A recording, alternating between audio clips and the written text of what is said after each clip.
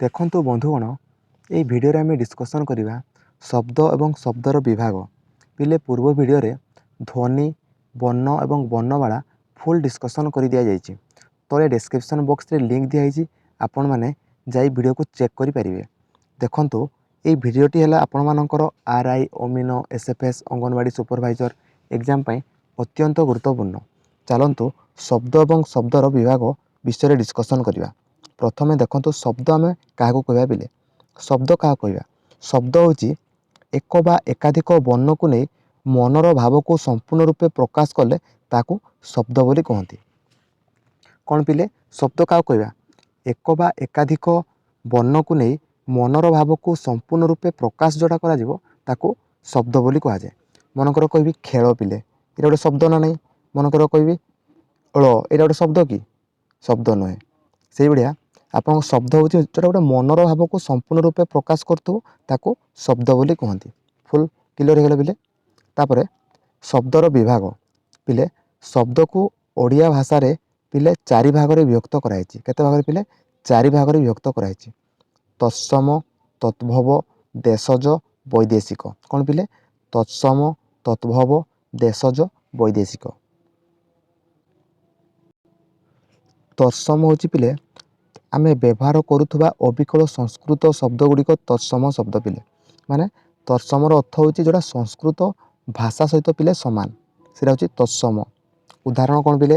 କ'ଣ ହେଉଛି ଦେଖନ୍ତୁ, ଅନଳ, ଅନୁଭବ, ଅଭିନୟ, ସୂର୍ଯ୍ୟ, ପକ୍ଷୀ, ପ୍ରଭାତ, ସୁଖ, ଦୁଃଖ, ପର୍ବତ, ନଦୀ, ସାଗର, ସେବା, ବର, କନ୍ୟା, ଗମନ, ପାଠ, ମନ୍ଦିର, ଧନ, ଶୀତଳ, ଧନୀ, ଚର, ସାଧୁ ଇତ୍ୟାଦି ପିଲେ। ଏଗୁଡ଼ାକ ଆପଣଙ୍କର ସଂସ୍କୃତରେ ଯେଉଁ ଶବ୍ଦ ଗୁଡ଼ାକ ୟୁଜ୍ କରାହେଉଛି ଏଠି ବି ସେଇ ଶବ୍ଦ ଗୁଡ଼ାକ ୟୁଜ୍ କରାହେଉଛି ପିଲେ। ବୁଝିପାରିଲେ? ତତ୍ସମ ହେଉଛି ଯେଉଁଟା ସଂସ୍କୃତରୁ ଭାଷା ସହିତ ଯେଉଁଟା ସମାନ ପିଲେ। ତାପରେ ତଦ୍ଭବ ପିଲେ। ତଦ୍ଭବ କାହାକୁ କହିବା ଦେଖନ୍ତୁ? ତଦ୍ଭବ ହେଉଛି ସଂସ୍କୃତ ଶବ୍ଦରୁ ସୃଷ୍ଟି ହେଉଥିବା ଶବ୍ଦକୁ ତଦ୍ଭବ ଶବ୍ଦ ବୋଲି କୁହାଯାଏ। ଯେଉଁଟା ସଂସ୍କୃତରୁ ପିଲେ ସୃଷ୍ଟି ହେଉଛି। ଦେଖ, ମାନେ ତଦ୍ଭବର ଅର୍ଥ ହେଉଛି ସଂସ୍କୃତରୁ ଯେଉଁଟା ପିଲେ ଜାତ। ତତ୍ସମରେ କ'ଣ ଦେଲା ପିଲେ? ଦେଖ, ଅଗ୍ନି ଦେଲା। ତଦ୍ଭବରେ କିସ ହେବ ପିଲେ? ଅଗି। ତତ୍ସମରେ ଦେଲା ଅଷ୍ଟ। ତଦ୍ଭବରେ କ'ଣ ହେବ ପିଲେ? ଆଠ। ଏଠି ଦେଲା କ'ଣ? କାଷ୍ଠର କ'ଣ ହେବ ପିଲେ? କାଠ। ପାତିଆର କ'ଣ ହେବ ପିଲେ? ବା। ସେଇଭଳିଆ କାକର କ'ଣ ହେବ ପିଲେ? କୁଆ। ଚନ୍ଦ୍ରର କ'ଣ ହେବ ପିଲେ? ଚାନ୍ଦ। ଜ୍ୱରର କ'ଣ ହେବ ପିଲେ? ଜ୍ୱର। ଘୃତର କ'ଣ ହେବ ପିଲେ? ଘିଅ। ବୁଝିପାରିଲ ପିଲେ? ତାପରେ ହେଉଛି ପିଲେ ଦେଶଜ ଶବ୍ଦ କ'ଣ? ଦେଖ, ଦେଶଜ ହେଉଛି ଯେଉଁ ଶବ୍ଦ ଗୁଡ଼ିକର ମୂଳର ଉତ୍ପତ୍ତି ଏଯାଏଁ ନିରୂପିତ ହୋଇନାହିଁ। ବୁଝିପାରିଲ ପିଲେ? ଯେଉଁ ଶବ୍ଦ ଗୁଡ଼ିକ ମୂଳର ଉତ୍ପତ୍ତି ସ୍ଥଳ ଏଯାଏଁ ନିରୂପିତ ହୋଇନାହିଁ ଯେଉଁଟା ପିଲେ। କାହିଁ କେଉଁ କାଳରୁ ବିଭିନ୍ନ ଅଞ୍ଚଳରେ ବିଭିନ୍ନ ଜାତିରୁ ଶବ୍ଦ ଆସି ଆମ ଭାଷାରେ ମିଶିଛି।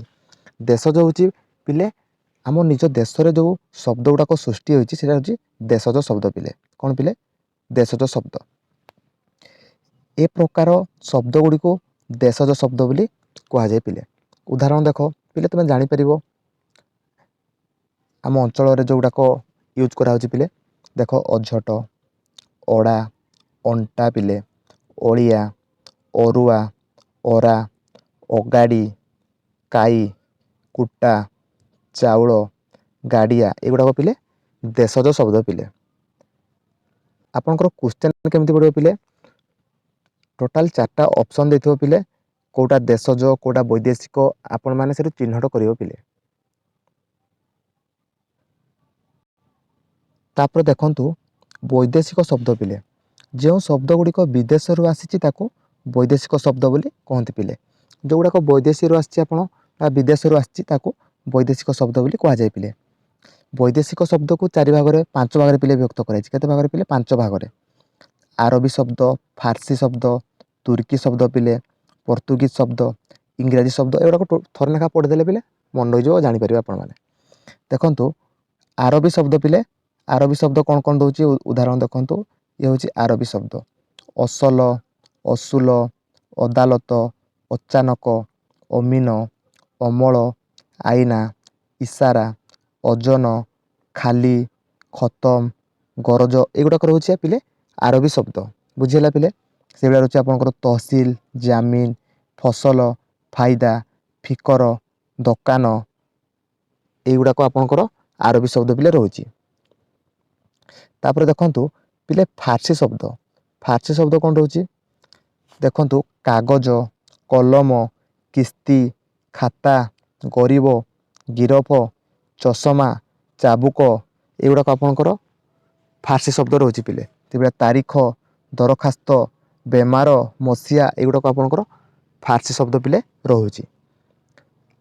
ତାପରେ ଦେଖିବା ତୁର୍କୀ ଶବ୍ଦ ପିଲେ। ତୁର୍କୀ ଶବ୍ଦ ଏଗୁଡ଼ାକ ବି ଆପଣଙ୍କର ବିଦେଶରୁ ଆସିଛି ପିଲେ।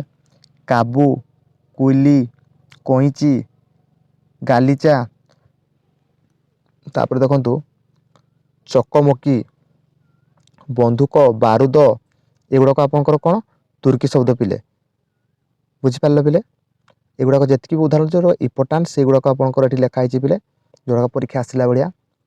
ଆଉ ଯେଉଁମାନେ ତ ପ୍ରଥମ ଭିଡ଼ିଓଟି ଦେଖିନାହାନ୍ତି ଆପଣମାନେ ଯାଇ ଧ୍ୱନି, ବର୍ଣ୍ଣ ଏବଂ ବର୍ଣ୍ଣମାଳା ବିଷୟରେ ଆପଣମାନେ ଭଲ ଭାବରେ ବୁଝିପାରିବେ। ତଳେ ଡେସ୍କ୍ରିପସନ୍ ବକ୍ସରେ ଲିଙ୍କ୍ ଦିଆହେଇଛି, ଆପଣମାନେ ଯାଇ ଭିଡ଼ିଓଟି ଦେଖିପାରିବେ ପିଲେ। ତାପରେ ଦେଖନ୍ତୁ ପର୍ତ୍ତୁଗୀଜ ଶବ୍ଦ ପିଲେ। ପର୍ତ୍ତୁଗୀଜ ଶବ୍ଦ କ'ଣ କ'ଣ ଦେଖନ୍ତୁ। ପର୍ତ୍ତୁଗୀଜ ଶବ୍ଦ ହେଉଛି ଆଚାର, ଆତ, ଆଲମାରି, ଇସ୍ତାତ, ସ୍ତ୍ରୀ, କାମିଜ, କାଜୁ, କବି, କିରାଣୀ, ଗିର୍ଜା, ଚାବି, ନିଲାମ, ଫିତା, ବାସନ, ବୋତଲ, ଏଗୁଡ଼ାକ ଆପଣଙ୍କର ପର୍ତ୍ତୁଗୀଜ ଶବ୍ଦ ପିଲେ।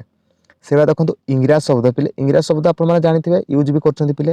ଅପରେସନ୍ ଦେଖନ୍ତୁ ପିଲେ, ଅପରେସନ୍, ଅପିଲ୍, ଇଞ୍ଜିନିୟର, ଏଗୁଡ଼ାକ ଟିକସ, ଗିଲାସ ପିଲେ, କ୍ଲାସ୍, ସେଟା school, hostel, hospital, hotel, peon ପିଲେ, ସିନେମା ପିଲେ, pipe, fine, inspector, chair, car, ଏଗୁଡ଼ାକ ହେଉଛି ଆପଣଙ୍କର ଇଂରାଜୀ ଶବ୍ଦ।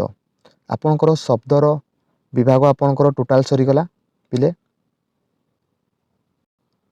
ଯେତିକି ବି ଆପଣଙ୍କ ପାଇଁ ଇମ୍ପୋର୍ଟାଣ୍ଟ ଥିଲା ଫୁଲ୍ ଡିସ୍କସନ୍ କରିଦିଆହେଲା ପିଲେ। ଯାହା ବି କିଛି ଆପଣମାନଙ୍କର ଡାଉଟ୍ ରହିଲା କମେଣ୍ଟ ସେକ୍ସନରେ ପିଲେ ଜଣାଇବ। ଆଉ ଯେଉଁମାନେ ତ ଆମ ଚ୍ୟାନେଲକୁ ପ୍ରଥମ ଥର ଆସିଛନ୍ତି ଚ୍ୟାନେଲକୁ ସବସ୍କ୍ରାଇବ୍ କରନ୍ତୁ ଏବଂ ଆପଣମାନଙ୍କର ସାଙ୍ଗସାଥିମାନଙ୍କୁ ଭିଡ଼ିଓଟି ସେୟାର କରନ୍ତୁ। ଆଉ ଯେଉଁମାନେ ଧ୍ୱନି, ବର୍ଣ୍ଣ ଏବଂ ବର୍ଣ୍ଣମାଳା ଭିଡ଼ିଓଟି ଦେଖିନାହାନ୍ତି ତଳେ ଡିସ୍କ୍ରିପସନ୍ ବକ୍ସରେ ଲିଙ୍କ୍ ଦିଆହେଇଛି, ଆପଣମାନେ ଯାଇ ଦେଖିପାରିବେ।